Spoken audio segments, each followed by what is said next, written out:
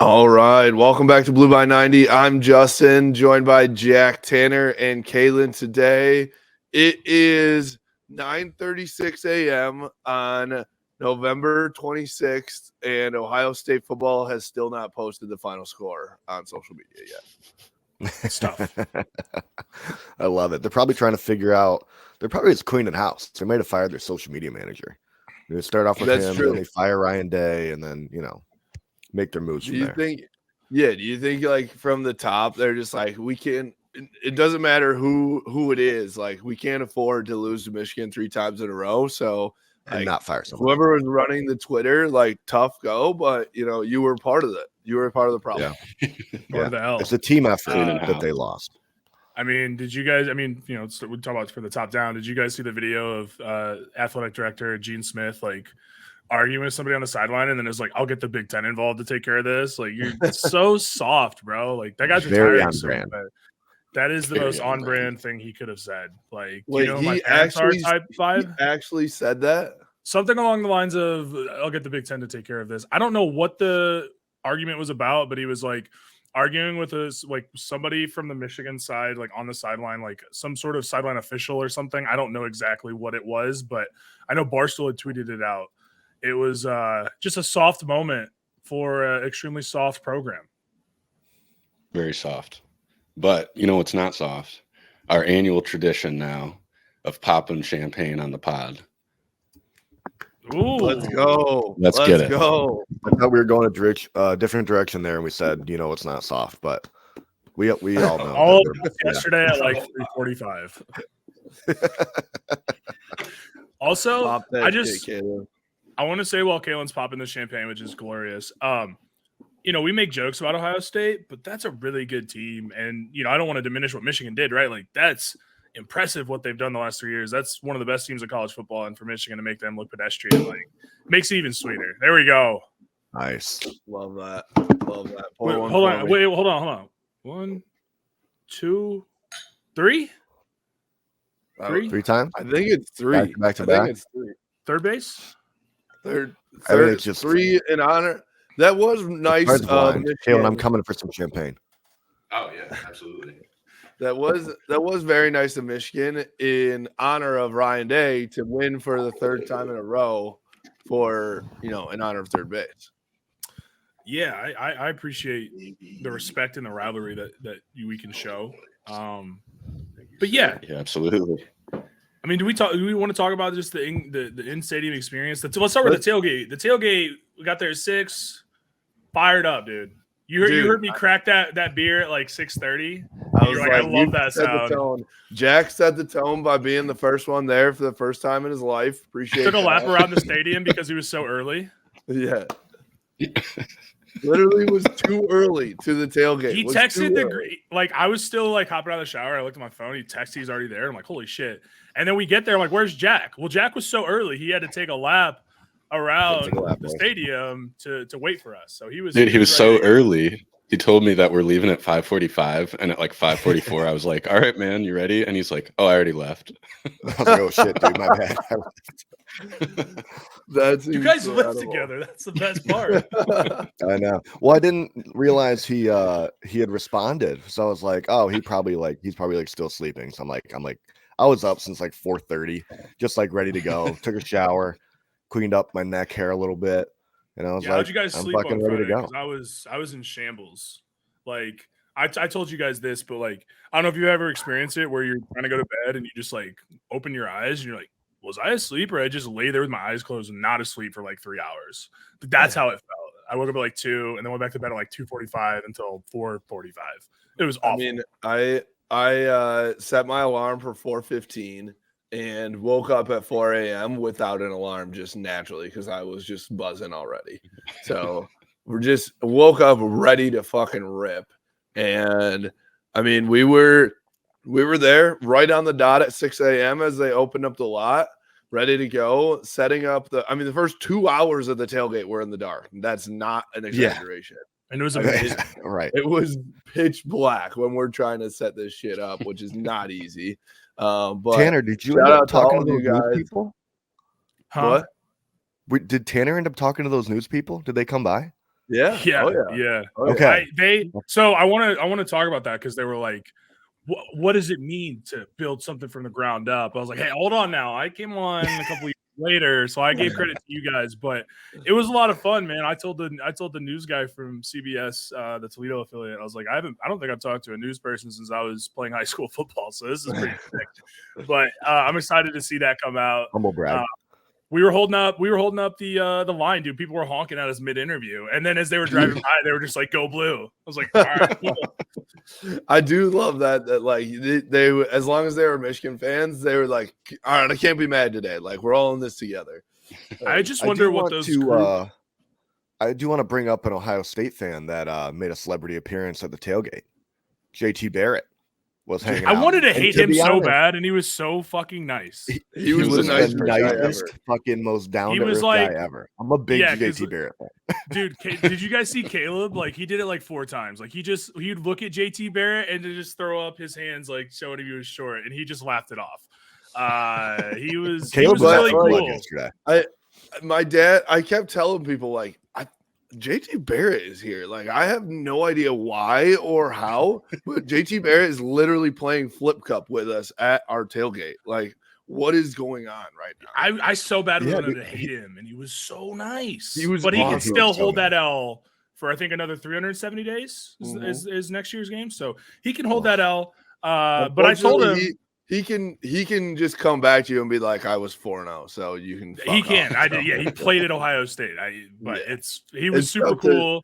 Tough to talk shit to JT other than the JT is short. So, yeah, but he was super cool, man. We talked about the Lions a little bit too. He was fired up after the loss, because he's an analyst with the Lions, I believe. So, but yeah, super cool dude. Really? Yeah, okay. yeah, that's what. So he's in the area. So super cool dude. Glad his team took the L, but he was really cool to be around and was, I think we were very hospitable and he was very gracious. So it was really cool, which never thought that we'd be talking about hanging out with JT Barrett for like a little bit. I mean, what? Like that was the most absurd thing ever. I mean, tailgate vibes were just off the charts yesterday. They were high yesterday. And Polino coming through too. Oh my God. Yeah. Can we talk about one more thing on JT where somebody said like, "Oh, you didn't play school," and he just immediately FaceTimed Cardale Jones. Like, yeah, I heard that after the fact, after the game. That was amazing. Yeah, he just like FaceTimed and was like, "This is my boy." That's hilarious. And we had my buddy, my boy Denard's brother was there too. He's like, "I gotta call Denard and get him over here," but he was already at the stadium. Oh, that was Denard's brother. Yeah, it makes sense now that I think about it. They look like very similar. I was wondering. I was like, Denard's brother is about 100 pounds bigger than him and doesn't run a 4.240. So, but nobody would ever fuck with him because he's the biggest man alive. He's a beast. Big teddy bear. I wish I would have known that. I would have gave him a hug for being related to the guy who kept I love your brother. The light of Michigan football for like 4 years when it was terrible. He's a good dude. He's a really good dude. But tailgate vibes. I mean, it was cold as shit. Like when we got there, it was legitimately 21 degrees. I don't know, like we've had rain, we've had snow in the past, but I don't know that we've ever had just that bitter cold before. But every single person just like prevailed. Nobody was like complaining. Nobody was like, damn, it's freezing out. Like everyone, we had the heater going. That was good. The sun was out though. The sun, like nobody, we almost needed to flip the tent because the tent wasn't made, it was creating shade, but everyone was out in the sun just having a good time. It was like 7:30 in the morning. Everyone's already 3 beers deep. It was so cold that we were playing flip cup, and like if you spilled a little beer, it would like freeze. And literally freeze. I cracked open a Blue by 90 ale by North Peak Brewing. Shout out North Peak, and it was a slush. I didn't know. Like they were just sitting there. I was like, oh, here's a beer, and it was just a slush. The most difficult thing of the tailgate is like, okay, do we keep the cooler closed to keep it warm, or do we keep it open to try and melt some of these beers? It was that cold out. I've never had to keep beer in a cooler to keep it warm before. That was wild. Because I loaded up the truck on Friday because like it's not like I'm gonna pack up the truck at 4 a.m. on Saturday morning in the pitch black when it's less than 21 degrees. And overnight all of the beer in the back of the truck froze fucking solid. And so when we got there, like I realized it, and then I had to put it in my truck, run my truck with the heat on to unfreeze all the beer for a while, which was, I mean, just unbelievable. But no, it was so much fun. Shout out to everyone who came through. Had AD came through from Twitter. He's the man. Shotgun a couple beers. Waddy, Trevor. We had, I mean, I could go on and on, but we had literally hundreds of people come through the tailgate, which was awesome. I had one person that came through, those people in like the ski coats, the ski jackets. Oh, they were amazing. They were awesome. And he goes, who runs your Twitter? Because you have to have a beer with every single fan here. That's what you said. You're like, fuck.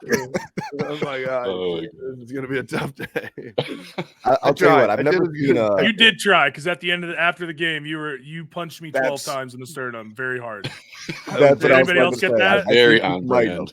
Because that post-game tailgate, I came by, Amy and I were like, all right, dude, let's go home. We were at the bar and we were like, all right, I'm done. And we're like, all right, let's talk about the tailgate, see what's going on. And just the vibes, like you said earlier, pre-game, post-game, the vibes brought us back to life. Had a high noon when we got there. Justin was the happiest man I've ever seen, ever. And I was just literally like, I took my coat off and was just dancing around, and we had multiple people that were there like waiting for me. Like I rushed the field and everything. Had multiple people there waiting for me, and I'm literally sprinting through the crowd to go and get the music going again to hit the party rolling. Can I just I want to talk about your dad real quick, Justin, because he is the absolute man. But Jack, I want to shout out Amy. Amy's awesome, but it was so funny. So Jack, you and Amy work together, obviously, for those that don't know. And so you were coming back, we were just all hanging out around in a circle, and Justin's dad was like, "Is this your girlfriend?" And you were like, "No, she's my coworker." He's like, "Oh, hey, coworker," and that's all he said. It was unbelievably funny. It was so awkward. He's the best at just coming up and making things incredibly awkward, but like in a fun way. Dude, he's like, I want to be that level of like dad funny in like 30 years. He's gotten exponentially dad funnier as he's gotten older too. He's like on the verge. Season. You know, me and my brother, we don't have kids yet, but he's on the verge of grandpa funny. Like he's very close. That's an elite tier too to get to. Yeah, for sure. Also, I want to shout out who dropped these off for us. The Michigan versus everybody. This is the autograph Tom Brady brand, right? Yeah, autograph. Shout out to those guys. Yeah, Go download the autograph app, and you can get a bunch of rewards for literally just being a Michigan fan and reading articles and doing that. So, yeah, those guys are awesome. They work with Tom Brady. They one time Zoomed Tom Brady into a meeting that I was in, which was fucking sick. And yeah, it was wild. But yeah, they're really good people there. So you can go, if you go to the autograph app, download it. You can buy a Michigan versus everybody wristband, and $1, I think, from each of them goes to Champion Circles for Michigan NIL. So nice. They're doing a whole thing there. So, but yeah, we appreciated them. I mean, let's talk about the game a little bit. You know, obviously the tailgate was unreal. Vibes were unreal. Once you get like inside the stadium too, it's just like, man, I think I talked about it on the last pod of like, just the vibes are different on this day. Like you get into this stadium and it's 11:30 in the morning and people are just up, just like ready to rip. Oh my God. And every single person standing, we had the palms going. That was, you know, I know 2021 was loud. We've had some loud games, but like it was every single play was just like total juice. Even if it was 2nd and 4, you know, it didn't matter. People were going nuts. Yeah, it was. I mean, I think my voice started to come back a little bit, but last night it was rough. I drank some Gatorade to try to help, and but it was, you know, try to do every bit that we could. I'll say this though, weirdly, man, I don't know about you guys, but for me, when I was in the stadium, I felt that I was less nervous than I was for the Penn State game 2 weeks ago, for example, right? Like, and I was less nervous in the last 2 games. And I don't know if that's just because I have the confidence in Michigan that they're going to go out and play well against this team, but I don't know, man. It was just like this calmness being around 110,000 of the best fans in the country. Like it was, I don't know what that was, but I felt good the whole game. Like I got nervous, but it was never like prolonged. I mean, I was like nervous that, you know, to make a play and stuff like that, but I felt like it was more, we were more hyped and ready to like go get them than it was like, holy shit, are we going to win this game? You know, type of thing. Yeah. The only time I really got nervous was on that last drive in the final minute when I was like, you know, we settled for the field goal, but we, you know, and then it felt like one of those things where it's like, shit, we left too much time. And I, you know, not to throw shade at Kyle McCord, but like any Ohio State QB other than Kyle McCord over the past probably 2 decades, maybe they probably go score there, to be honest with you. But, you know, Michigan's defense all day long was just unbelievable. I know they made plays when they needed to make plays. Let's go back to the beginning too. How about Will Johnson's pick where he just completely jumped that route and should have scored, honestly.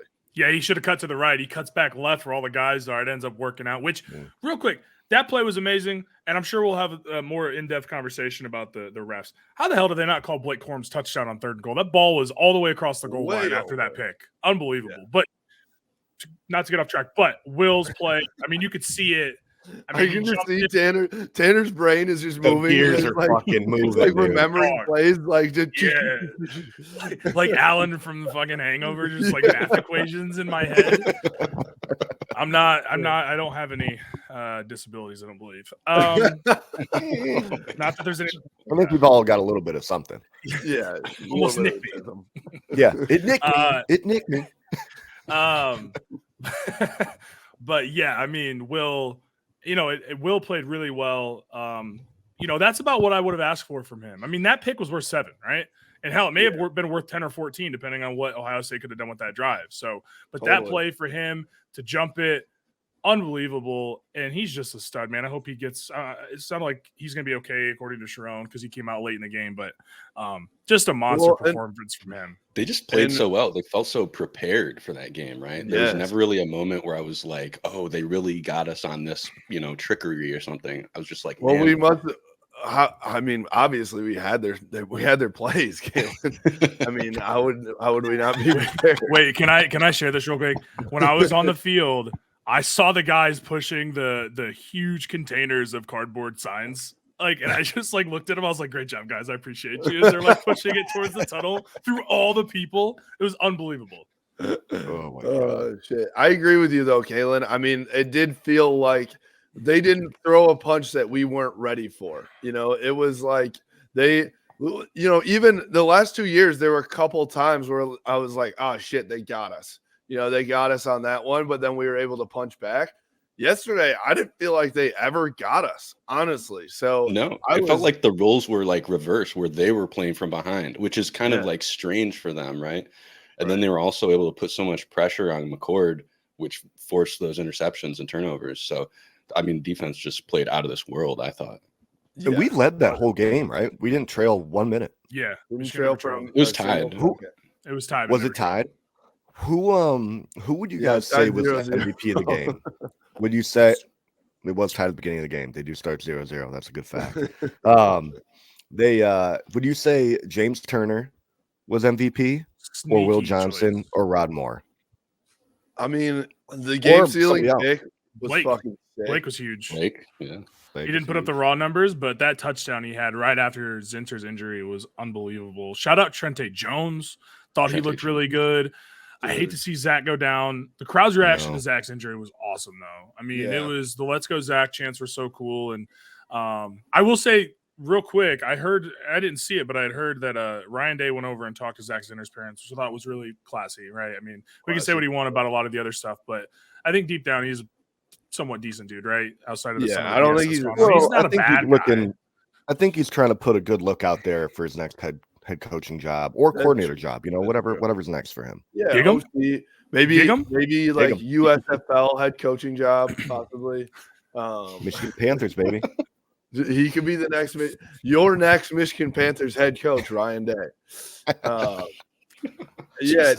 I mean, even like going back to the beginning of the game too, like it felt like, the first 2 drives for each team was a punt, right? Like, Yeah.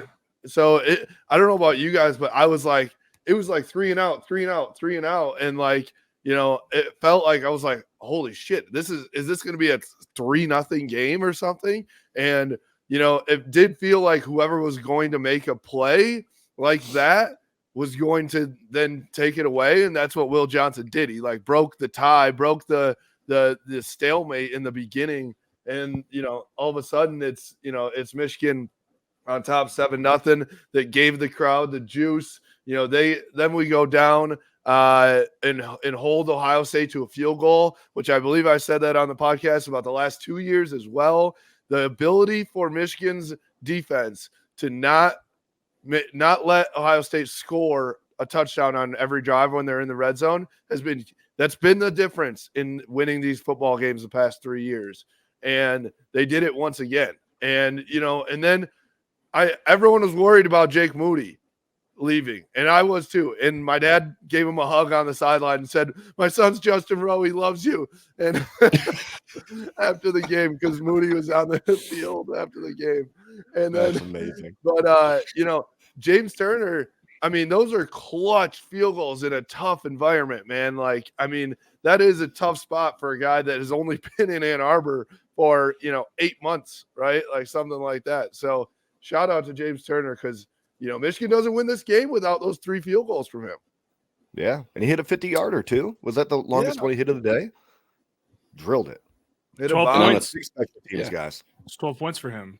On the topic of field goals too, Sharon Moore called that timeout, which led to a missed field goal. Because he made it Ohio right State. after the timeout. He made the practice attempt, and then he pushed it left. He hooked it. But also, I think I mean, it's unbelievable to think about Sharon and how he went and outcoached Ryan Day in his 4th head coaching game ever as a head coach, I should say. And he's the guy going for it on 4th down. He's the guy letting it all hang out. And then Ryan Day is like, well, we'll just let this run down and take this 50-yarder and miss it. Unbelievable. Seriously, it did feel – it did not – okay, I thought that in the Penn State game and at times in the Maryland game, I was like, okay, Sharon's inexperience at times is showing, right? There are times where it's like, okay, maybe he's not quite ready for that head coaching gig just yet. But then yesterday, there was never a moment where I was like, oh my God, the lights are too bright for him. He felt in control of that game all day long. And it was Dan Campbell-esque when he's going for it on 4th down. They were 3 for 3 on 4th downs. I love that. I felt like there was never a moment where it was like, oh shit, he made the wrong decision there, or he's letting this slip. Like, I felt like he was in control. Him and Jim Harbaugh must absolutely love each other because the way that they both will get a lead and just milk the shit out of the clock is unbelievable. They will just milk that. I mean, I know they left a minute and change on the board for Ohio State in that last drive, but he milked that down from, I think, 6 minutes, I believe, something like that, to get it down. And, that's what Michigan does. That's the boa constrictor of you, right? They just squeeze the life out of you. Yeah, 8-minute drive or whatever towards the end of the game, like – you love to see that. I've got something to say on that drive because we've got a tough team yelling at 86-year-old Lou Holtz, who's probably drooling somewhere.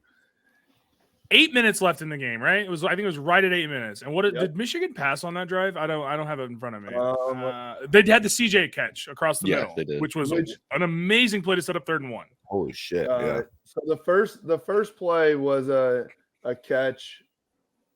Was a pass to Cornelius, and then the 3rd play was a pass to Cornelius. Cornelius had 3 catches on that drive, actually. Yep. Wow. Other than that, we ran it with Blake pretty much every time. So that's the thing. You have 8 minutes left. You're down 3 points. And what does Michigan do? Michigan makes you look like Rutgers at the end of the game where they ran it to kill 7 minutes of clock. That's exactly what they did. And to your point about the boa constrictor, that's exactly what they are. And so Michigan just proved again that they are the tougher team. They have the better play in the line of scrimmage and in the trenches. and they just went out there. They kicked Ohio State's ass down on that drive to get a field goal, and then make them have no timeouts left and have a minute to drive the whole field. I love it. And the one thing I'll say about that, I mean, obviously, I want to give a shout out first and foremost to Cornelius Johnson, because he's not the flashiest guy out there. He's not Roman Wilson. He's not Marvin Harrison Jr., but he's absolutely Mr. Reliable. He is a guy that is there for JJ McCarthy every time he needs them and catches the ball nearly every time. And that one catch where it was like behind him, sprawled out. It was tough to see because it was on our sideline, the sideline that I was on, but like unbelievable catch for him and bailing JJ out at times, honestly. And then also the run blocking. Name another wide receiver that puts out highlights of him run blocking out there. Hasn't put out highlights of him catching any passes at all, but put highlights out there. So love Cornelius for that. And then, I mean, to your point, Tanner, like, this is where the sign stealing thing is bullshit, in my opinion, because other than those 3 passes, we ran it with Blake fucking Corum every single time. You know that we're going to do that. Everybody in the world knows that we're going to do that, and you still can't stop it. You cannot stop it. And this is Ohio State's best defense in a decade. They have stopped the run all year long. They made it tough on Michigan earlier in the day, but when it comes down to when it matters the most, you still can't stop it. And that's without our probably first round draft picked guard in there. And so that's where I'm just like, none of it all matters. Michigan's just better than you. They're just better than you. That's it. That's plain and simple. You're gonna be fired up. I'm losing my voice all over again now. I can hear it. This is the 3rd year in a row of that happening. I think I've listened to the last 2 before I joined on, and the voice was always gone from Justin. So it's the annual champagne popping and Justin losing his voice. That's for sure. Which, by the way, I've got my 2021 Big Ten Champs shirt on. Love that. This shit's getting expensive. I got to get a new championship shirt every year. I mean, Jesus, I have to buy the tickets, got to get a hotel in Indy. We got to talk about Indy. Maybe we can talk off air, but we got to figure out, you do a little Airbnb action. We go down Friday, we go down Saturday morning. Airbnb might be a move. Yeah, we gotta figure out some plans for sure. I mean, this is this is getting hard. Winning's tough, guys. Winning's tough, guys. I mean, not everybody's built for it, but luckily we are. Learning how to build. We're learning how to be built for it. I mean, let's talk about that for a quick second. I mean, all right. So 2021 Big Ten champs, right? I'm wearing the shirt. We win that game against Ohio State. We go and beat the shit out of Iowa. At that time, I'll be honest, I was like, I'm going all in on this because I don't know if it'll ever happen again. It was the first time in nearly 2 decades, right, that it happened. And to be sitting here now, 2 years later, where we have not lost a regular season game since then. It's been 2 12-0 years. Soon to be, knock on wood, 13-0 back-to-back years. I mean, my God, is this is such an unbelievable stretch. I always go back to the Kevin Malone, or no, not Kevin Malone, the Andy Bernard quote from The Office, where he's like, I wish I knew we were in the good times when we're going through them. And this is it. This is it, fellas. This is like, I mean, you just don't get runs like this very often, man. You really don't. It makes me thankful for the Adidas years. Like we had shitty years that we had to power through, and now we can enjoy. We're like, okay, we know this is probably the best stretch of Michigan football that we're ever going to see in our lives. And that, I mean, this could be the fucking year they win a natty, boys. It just feels right. Holy shit. I mean, it felt like that last year. We were talking about natty, but man, this team, I mean, I think they're better than last year. Because I like my point earlier, I think Ohio State's a better team than they were last year, outside of Stroud not being there. So, I think for Michigan, got to take care of business against Iowa. But I mean, I know Georgia is Georgia, but they only won by 8 against Georgia Tech last night. Georgia Tech team that lost to Bowling Green. Are we 2 just scores? So are we just gonna become a triple option offense for the next? Do we? They don't run it. No, it's been a few years. They don't run it quite like they used to, but they still have, I think, a few plays in the playbook that they run like that. We still got to play the games that are, that are ahead of us, right? So we still got to go play Iowa. I just wish that Cade McNamara was healthy there, man. Get a little Cade versus JJ. That would be electric. You think there's gonna be a moment though, right? They have to shake hands pregame or something. I feel like, and they're gonna be great about it. There's no doubt in my mind. JJ for sure he will, go over the top to be good, and I'm sure Cade will be fine. But there's definitely still a little salt in the wound for Cade and Eric all down there. It feels which just adds some stuff, but. Iowa, I don't think they've scored more than 13 points in the last 3 games. So, and they got crushed by Ohio State too, right? So. Yeah. So, I'm not that I'm not worried at all, but I'm pretty confident in our ability for that game. I don't think Iowa. Honestly, I don't think Iowa's going to score, to be honest. So, they didn't play Ohio State. They played Penn State, got beat 31-0. Penn State. That's what. Yeah. I want to throw it back to January 7th, 2021, I believe. And Bleacher Report had tweeted out Ohio State football liked our tweet. And it was Ohio State liking the tweet of Jim Harbaugh finalizing a 5-year deal to stay at Michigan. And I want to say that Ohio State is now 0-3 since liking that tweet. That's all I wanted to say. Shit. And also on that topic, Jim is back.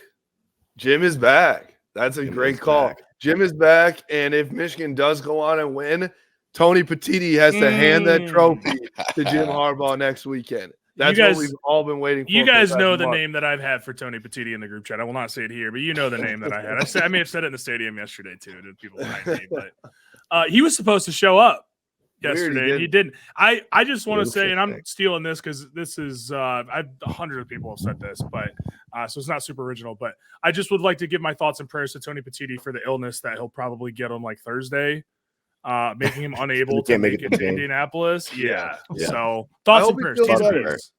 I hope he feels better by Sunday. He'll be. I'm confident Sunday morning he'll be back and ready to go into the office. Yeah, he'll have his weekly Zoom with Ryan Day. It'll be business as usual. Business as usual for sure. Yeah, man. I mean, this is what a day, what a run. I mean, it's so much fun, man. And this one, I don't know about you guys. This one meant just a little bit more. This one was truly that Michigan versus everybody. These guys have taken that mantra to heart. And listen, I know that a lot of people, if we were to tweet this, they would say, well, you brought everything on yourself, right? I understand that's part of the situation here. But for these players themselves to come together and through all the noise over the past month, I mean, this all came out before the Michigan State game. That was October 28th or something. Feels like a year ago. Seriously, yeah. That's a month ago, man. And all that they've been doing, the NCAA has been in their locker room. The everything. I mean, it's been insane. There's a new ESPN article every day for 2 weeks straight from Pete Thamel. Which he shockingly has been very quiet recently. Wonder what happened. I don't know. Something happened. He was in Ann Arbor. Did he not go to the game? I don't know. Maybe he just didn't want to watch. It was too much for him. Weird. But, honestly, just with everything going on, for them to stay focused, stay the course, and win these games, go on the road to Penn State and win the grittiest football game of all time, and then stay composed still through all of this. You go and beat Maryland on the road in a tough one. That's a trap game for sure. And, after everything, you've got Sharon Moore. That is, you don't even have your head coach, man. And they still stuck together and went 12-0 and beat nobody. People were picking nobody was picking them in that Penn State game because Jim Harbaugh was not on the sidelines and everything going on. Then nobody was picking them yesterday too. I think it was Tom Fornelli was the only guy on CBS that picked them. Everyone thought that without Jim Harbaugh, they couldn't do it. and they go out and they played an unbelievable game. And just it again, the best part to me as like a big time like football purist is it wasn't pretty. It was not pretty. It wasn't sexy. They don't give a shit. It wasn't like they need to throw bombs or whatever. They just win football games. And I mean, it's just so beautiful to watch these guys come together and do that for a third straight year, and to know my team is tough as fuck, man. My team is tougher than yours, and I would gladly line my team up against anybody else's out there any day of the week. You know what's crazy is they didn't even play that good of a game, truthfully, right? Like they left some stuff out there. They didn't. You know what's crazy? I don't think there was one design run for JJ McCarthy. He had the scramble that which was an amazing play because he cut it back in to get another like 5 to 10 yards. They didn't use him in the run game. They brought in Orgy in the run game, which he had a great run. That. I missed it, dude. The bathroom lines were ridiculous. I left right at 20 minutes left in half. Should have wore a diaper. And then I come back. I know. I like Lou Holtz. I come back and I'm looking at the TV, walking into my section, and I see that like there's like 13 minutes left in the quarter. I'm like, oh shit. So then I come down. I'm like looking to the right because that's where I expected them to be. And I'm like, oh, they're at the 30-yard line. What happened? So I missed all that, unfortunately. But yeah, I mean, Michigan came in. I'm so proud of this team, man. There's really nothing else to say. I mean, Justin said a lot of it. I just really proud to be a Michigan fan and be a part of the fan base and go out there and sing Mr. Brightside, get on the field, all that stuff, man. I think the offense is going to be even better with Jim back at head coach. Agreed. Because now he's going to take some of that, like, pressure off Sharon, and he can kind of manage. Sharon can really focus in on calling the plays. I think the offense will be even better. So, I mean, I think that says a lot about this team, that if their offense gets better, against like Iowa, against whoever the Pac-12 champ is probably going to be, who will end up playing. Yeah, man, this team is so good. What do we think the new rankings are going to look like on Tuesday? Georgia won. You think Michigan jumps to number 1? No. Even though Georgia looked terrible against Georgia Tech, they still smoked Ole Miss. They beat a good Missouri team. They could still be number 1 until Michigan has better wins though, which is that's what I'm saying. Right. But I don't think they're going to. They're going to give them the benefit of the doubt and have them at number 1, and then Michigan 2, Washington 3, Oregon, Texas, Alabama are all up in there. Florida State still, which I would hate to see them get screwed over because of an injury, because if they went out, they deserve to be in my opinion. I agree with that wholeheartedly. You still went 12-0. You went 13-0. Like, I mean, that's where I'm like, the committee is stupid, because any BCS ranking or something like that would be like, what do you mean? They just went undefeated and you're going to leave them out? Like, I don't know. But I also think, depth is important. That's why depth is important, man. Not that you're going to, have another Jordan Travis as a backup, but like, you have to have a serviceable backup QB. I mean, let's actually give a nod to Ohio State, shockingly, but that was how they won a natty back in 2014 or whatever it was. 3 quarterbacks. 3 of them. 3 quarterbacks. 3 of them. Yeah. So I want to go back to a couple things for the game. One, when you're Tanner, you were talking about how we didn't play that well.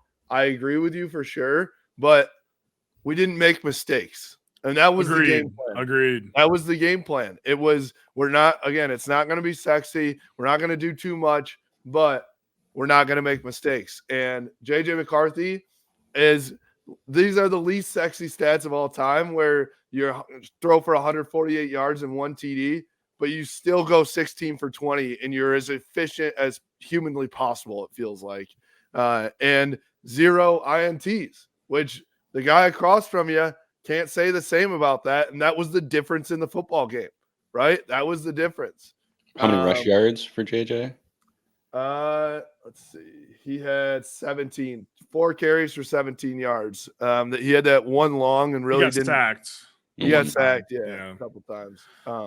Line held up reasonably well though, right? Especially I thought once Zinter went out, and Zinter's an amazing player, but I think I think Trente at right tackle, and Barnhart's more of a natural guard, right? So it felt a little bit better, not because Zinter's the best offensive lineman that we've seen in Michigan in a very long time. So don't get that twisted. Don't confuse my words here.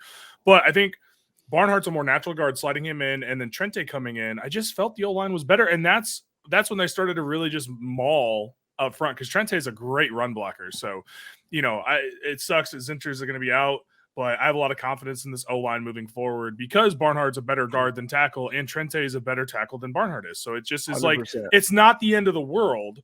I'd love to have Zinter, man, but I think it's going to be okay with regards to that. So, shout out to Trente, man. He played his ass off. He's always ready. He's always ready when his name's ready, man. And that's the best thing you can say about him. That's a guy that's a fifth year senior, I believe, and has just waited and waited and waited for his opportunity. And every time that he's gone in because of an injury or something like that, he has stepped up to the plate. He really has. Has been willing to do anything. Was wearing 93, a few times this year as an eligible tight end. He's been awesome. I can't say enough good things about Trente. One other thing that we didn't talk about, Colston Loveland, just balling out. Every time we needed a big play, he was the guy. And he made a couple really tough catches that were low to the ground. I feel like he's, and then he came off in one when I don't know if he broke his nose, but he was bleeding everywhere, like from the mouth or something. But Barner came in as well and got a catch that next play. And then, which I'm sure Sharon was like, shit, I want to run this to the tight end. Colston's out. Oh shit, I have AJ Barner, who's also 6'7" and is like an incredible tight end. So the tight ends, I just love how we scheme the tight ends, man. And both of those guys, specifically Colston, had a really, really good day. And Brady had a big block on Blake's first touchdown. Brady's just a dog. Brady's that guy. I love Brady, and Max Bredesen is just one of those guys that like he's the football guy through and through, and probably Jim Harbaugh's like favorite person alive. Which is funny because when we did we did a recording with those guys that we can't release right now, but when we talked to Brady, he's like, yeah, I really don't care about football outside of my team and like my brother who plays for the Giants. He's like, I don't watch football. And I'm like, that's a football guy, honestly. That's a football guy. He's like, I literally I just want to ram my head into other people as hard as I can. And outside of that, I really don't like the game. Honestly, I don't like it that much. Just a guy from Wisconsin, just loves hitting people. Yeah. But don't he will let you know that he did not come from like the States. Like he's reasonably large town. But it's funny because too much of a pretty boy. Yeah. He fits the Sticks narrative for sure. Can we talk about so I was at the game, didn't hear Gus and Joel. I heard that they were kind of one-sided in their excitement and their calling of the game towards the world famous Ohio State Buckeyes. Why did Gus say that? He's from Michigan. I feel like he tries too hard to show that he's not biased, and it's like who says the world famous Ohio State Buckeyes? Nobody. I think I heard it was from like a Jesse Owens thing. It is. So that's kind of badass, but also like I don't know that anyone's ever said that about the football team. Fun fact too about Jesse Owens is there is a whole memorial on Ferry Field, which is Michigan's track to Jesse Owens, which I think is actually like one of the coolest unknown things about the rivalry, that Michigan's track is like almost nearly named after an Ohio State star, because Jesse Owens was that good. He like obviously broke so many barriers. Yeah, man, I didn't hear much of the broadcast. Obviously, I was in there screaming my absolute head off. Absolutely, it was amazing. It was. I had to be like so annoying. I can't imagine watching one of those games and being. I can't imagine like paying like $500 or $1,000 for the ticket where I was, and then like you get stuck next to me. That would be so bad. I think we were all in on we were all in though. Like no one cared. Like the people in front of me was like, "I'm sorry if I'm loud and annoying." They're like, "No, please keep it up." Like we need to. It's crazy. We didn't start any cause any false starts or anything, but it was. I'm sure it was still hard to get plays in. Communication. I could see like there was a couple times Henderson had to go up to the O line and tell him what was going on. That I noticed. A couple timeouts too. Yeah, in the first half. Yeah. So I also I don't know who these guys were, but I want to give a shout out to them. They were probably like 6 or 7 rows above me, and every time we scored, I just raised up my fireball shooter, looked back at them, and they also had fireball shooters, and we like cheered. And it was such a beautiful moment. I think we took one after every touchdown, and then when we won, I had 4 or 5. I had more fireball yesterday. Like it would have killed a lesser man. It would have killed that explains a lot for the mood you were in after the game. It was the best does. football has ever tasted to anyone in the history of mankind since it was invented like 1980, whatever. Loving it. I mean, how many fireball shooter buckets do we have at the tailgate? 4, 5? 4, I believe, which was 20 apiece. So, I mean, can we talk about Nolan's arrival, by the way, on like one of those electric like bicycles, and in the basket he just has fireball shooters. It was like super. It was like 7:15 in the morning. It's 21 degrees. He's just rolling in with his mustache. He's like, "What's up, boys?" Looking homeless as shit. Like, and he just puts the bike on like the curb where we have our tailgate and just sits it there. And it was still there when I got back. I guess nobody needed to use that bike. But we had 4 of those fireball buckets, which I think has 20 apiece, and then we also had 4. They're bigger than fifths. What I don't know that there's something, whatever it is between a fifth and a half gallon. I think it's a 375 milliliter. Yeah, and like we went through, we had we're empty. We're out by the end of the day. Like just an unbelievable performance by the team. I also had some of your dad's salty caramel. That was good too. Was it Old Dog or something like that? Old Smoky, I think. Old Smoky, yeah. There's like a dog on the bottle. That was good. Like I'm not a big flavored whiskey guy. I typically like more just traditional bourbons. That was fire. I was sipping on that. Old Smoky's good. Very sweet. I mean, again, we probably legitimately, I don't know how many beers we went through because I have to still unpack my truck because I was absolutely not doing that when I got home yesterday. But we went through an insane amount of Blue by 90 beer and Hale IPA yesterday. I love so much when people come up to us at the tailgate. They're like, "How do I get the free beer?" And I'm just like, go to the cooler. The cooler's the cooler. People are like, "Do I have to like sign up for something? Do I have to like jump through a hoop for you, or what? Like do a handstand or something?" I'm like, "Yeah, just go grab it, man. Just enjoy some crisp beer and let's go blue, baby." I just waking up this morning, I was just like so excited to get up and go and look at all the troll posts on Twitter and whatever else. Like just knowing that all those folks, especially led by the Big Nut, had to drive like 4 hours to Columbus, super sad, just made my day, maybe my year, guys. I'm gonna be honest. Like, it just warms just my heart to know that they get to drive home and listen to their podcasters complain and listen to Columbus radio bitch and moan. I mean, it's just amazing. They have a full until there's not another meaningful football game played.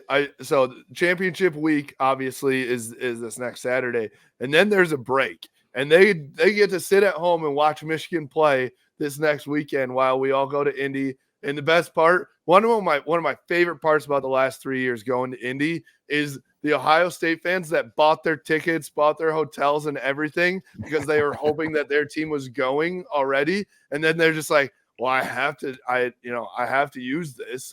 And then they go anyway to watch us go win a Big Ten championship. I think that's my favorite thing ever. You know, we suffered for like 20 years. So the Schadenfreude now is just like, love it. That's what I told one of the younger kids, one of the sons of the guys that were the Ohio State fans that were at our tailgate yesterday. I was like, how old are you, buddy? And he's like 13. And I'm like, yeah. Welcome to my life, brother. You enjoy this. This was my entire adolescence, teenage years, young adult. Like, you can hold this for me, pal. Tanner's just loving and just ruining. I mean, I was having fun with these guys. I mean, those guys were cool. The Ohio State fans that were at our tailgate were awesome.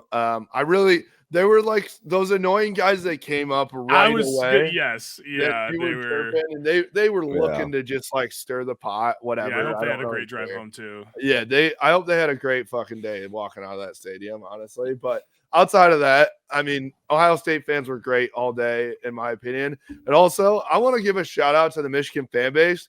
That was by far the least amount of red in that stadium in the last 20 years. Legitimately, it was outside of their little section in the corner and then the upper row. It was very spare, few and far between of red. And in past years, even in 2021, you go back and look at pictures and it's 40% red, so I loved it. Everything. I mean, it feels like the tide has like truly turned. Like we're to the point where it's now, in 2021, it was like, all right, that was a fluke. They had 1 year. It was magic, blah, blah, blah. And then in 2022, it was like 5 big plays, right? And now in 2023, it's just like, we're a better football program than you at this point. And there's absolutely nothing you can say to deny that, honestly. Yeah. Well, somebody tweeted when we were doing the pod, I was looking, but you remember what Ryan Day said? He's like, there's some things we found out about the last couple of years, and we'll talk about that when it's appropriate. It's not appropriate, Ryan. You don't get to talk about it after you got your teeth kicked in again. Yes. You don't get to talk about it. It doesn't matter. It never mattered. No. It has never mattered in the history of football, dude. Like, it has been going on. I think it's a John U. Bacon book, but it's talking about Alonzo Stagg, who was the football coach at Chicago when Chicago was a powerhouse before they disbanded sports, and Fielding Yost. And like they were stealing signs in the 1900s. It's happened for the entirety of signs being in college football. Doesn't matter. Sports. Scouting. Get better. If your excuse for losing is a guy making $55,000 a year when your entire staff makes $20 million, you're not a good football coach. You're not a serious football coach. You're a joke of a program. That's my take on this whole thing. Joke. I love it. I just got fired up there. Hold the L again. Fire yourself up, Tanner. I love it. I do that a lot. I in all seriousness, like where does Ohio State go from here? It's one of the most insane things ever that I believe he's 31-0. Ryan Day is 31-0 in the Big Ten over the past 3 years, except for 3 losses to Michigan. What other coach in the history of coaching goes with a 95% winning percentage, whatever it is, and is on the hot seat? And everyone's like, we need to fire him immediately. Like that has never happened ever, but it is a very, very real conversation that they have to have over the next month. And honestly, what I love too is they are not going to backdoor themselves into a college football playoff this year. There's no chance. Way. There's no way. There's too many teams. I don't think you can. No, because depends on conference championships, but if Texas wins, they've got to be above Ohio State. They've got a much better win than Ohio State does with Alabama. If Alabama wins and you have 2 12-1 SEC schools, then it gets interesting. But I think both those teams potentially have better wins than Ohio State does. Obviously, Washington, Oregon is going to be interesting. I think if Oregon loses and is 11-2, I still think they should be in the playoff over Ohio State, to be honest with you. Should they be penalized because they went to their conference championship game? Right. So they would have lost twice to the same team. Well, if there were no divisions in the Big Ten, then Ohio State would play Michigan again and lose to Michigan again. So it would be What's that shit? That shit's a real possibility, right? Next year. They could play 3 times in the future with this. So this is kind of the last of the era, right? Of like this game meaning everything, because next year, Michigan and Ohio State are 11-0, 11-0. They're both going to make the 12-team playoff. And potentially, if it's divisionless, they're going to play in the same, in the conference championship. And then maybe the playoffs. This like kind of sucks, but so it feels nice to go out 3 in a row where these games are your season. It's kind of wild to think that next year it is technically possible that Oregon Washington could be a Big Ten championship game. I think Oregon Washington. I think is going to maybe they lose Penix, they lose Dunze. Still, it's a possibility. Yeah, no, I get that. Or USC, UCLA. Who knows? I don't know what the divisions are going to look like. Yeah. There's no more Iowa getting there scoring 18 points a game. There's no more free ride for the Big Ten West schools. So you cannot. I mean, I will be very intrigued to see like what happens to all those Big Ten West schools. Wisconsin, Nebraska, Iowa. Those schools that are like they're in the top tier of the Big Ten West, but like would be in the bottom 5 of nearly every conference outside of that one division. So it'll be interesting. I mean, I don't know, man. This is we're in a good fucking spot, man. I'd love to be us right now.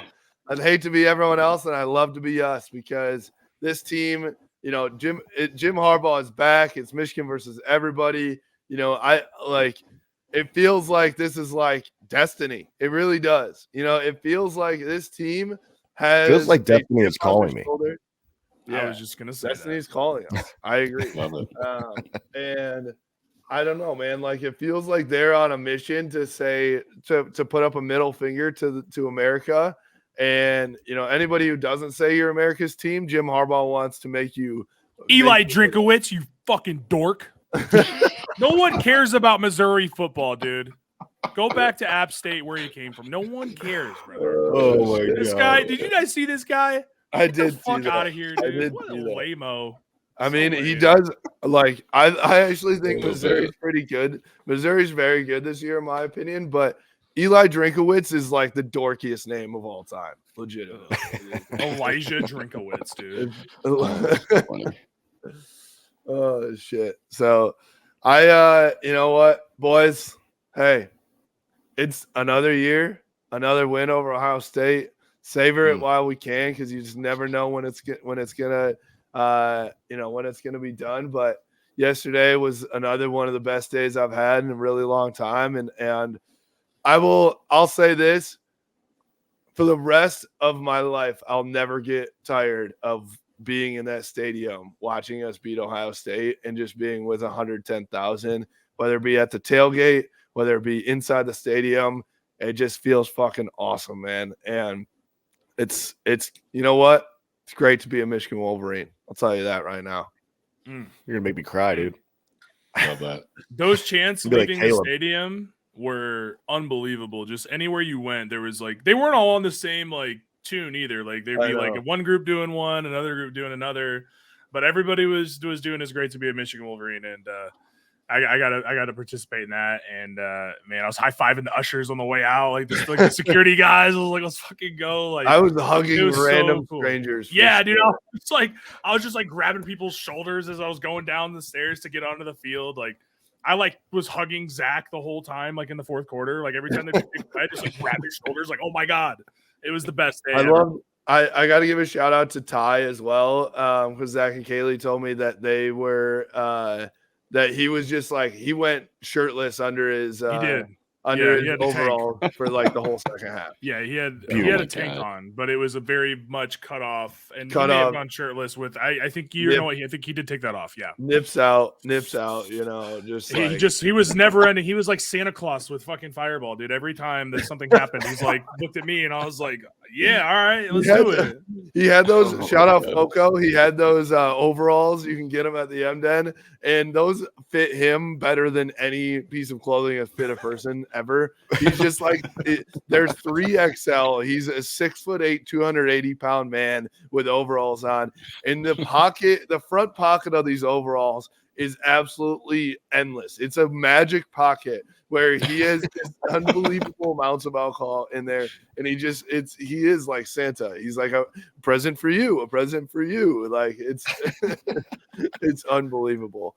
But I mean, we all had a fucking hell of a day yesterday. I hope you guys listening had a hell of a day too. And let's not stop here, boys. Let's not stop here, boys and girls. I'm so excited to head to Indy again. And, you know, hey, we're not stopping even just in Indy either. Wherever we're going, let's go, baby. I can't wait.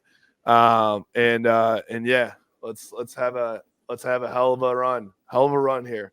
We're not done. We're not done yet. For us, you can follow us at Blue by 90 on Twitter, Instagram, Facebook, at Blue by 90 on YouTube. I don't know. I'm fucking tired. I'm so tired. I am so tired. I usually rip that, and I am just struggling with my voice right now. I can barely talk. I need to go back to bed. But I don't think we'll be recovered until Wednesday. No, I mean, this is, you can follow us somewhere. Go Blue. We beat Ohio. We did it. Go Blue, baby. Go Blue. We did it. Go Blue. Go Blue. Oh,